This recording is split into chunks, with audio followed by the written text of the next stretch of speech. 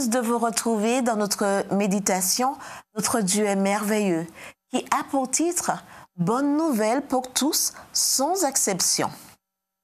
L'ange leur dit « Soyez sans crainte, car je vous annonce la bonne nouvelle d'une grande joie qui sera pour tout le peuple.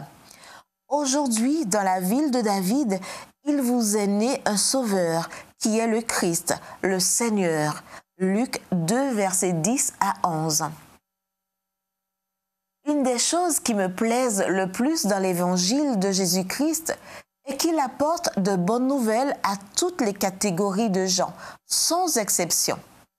Si nous lisons avec attention notre texte pour aujourd'hui, c'est exactement ce que l'ange annonça au berger, la bonne nouvelle d'une grande joie qui sera pour tout le peuple, riches et pauvres, libres et esclaves, juifs et grecs, hommes et femmes. Personne ne sera exclu des bénédictions apportées par le Messie.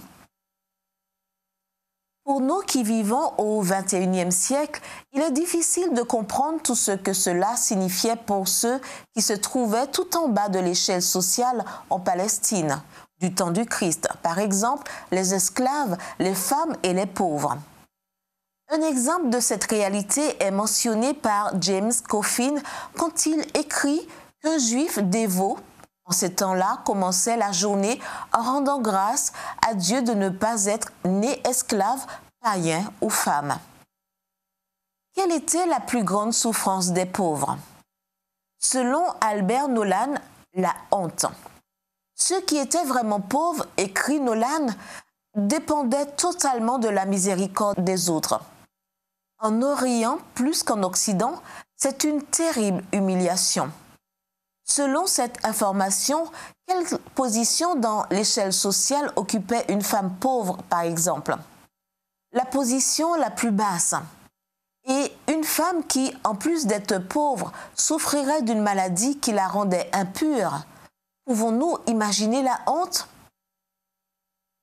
Femme, pauvre, impure, de qui parlons-nous? De la femme qui toucha le vêtement de Jésus. Cette femme était atteinte d'une perte de sang depuis 12 ans. Elle avait beaucoup souffert entre les mains de plusieurs médecins. Elle avait dépensé tout ce qu'elle possédait sans en tirer aucun avantage. Au contraire, son état avait plutôt empiré. Marc 5, versets 25 à 26.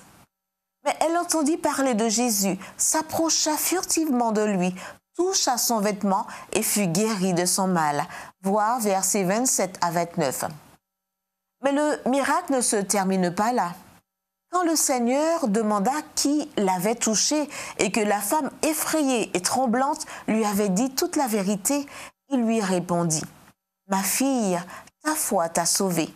Vas en paix et sois guérie de ton mal. » Versets 33 à 34. Non seulement il la guérit, mais il l'appela « ma fille ».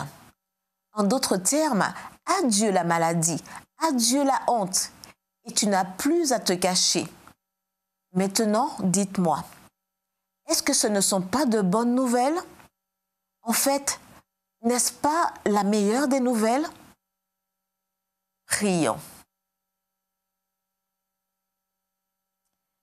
Merci Père Céleste, parce que le cadeau suprême de ton Fils et son incarnation nous apporta la bonne nouvelle d'une grande joie à tous, sans exception. Au nom de Jésus. Amen.